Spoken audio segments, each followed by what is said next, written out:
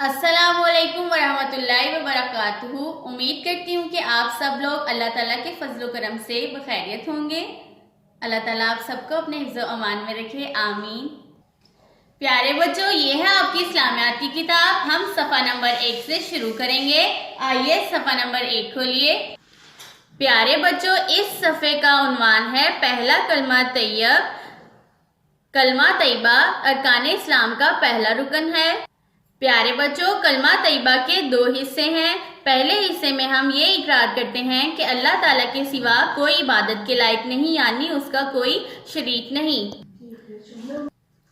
और कलमा तैयबा के दूसरे हिस्से में हम आप सल्लल्लाहु अलैहि वसल्लम की रिसालत का इकरार करते हैं, यानी कि हज़रत मोहम्मद सल्लल्लाहु अलैहि वसल्लम अल्लाह के रसूल हैं।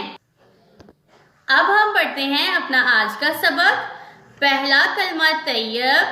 तैयब मायने पाक। ला इलाहा इल्लल्लाहु मुहम्मदुर रसूलुल्लाह। आइए एक दफ़ा फिर से अपने सबक को दोहराते हैं। पहला कलमा तैयब।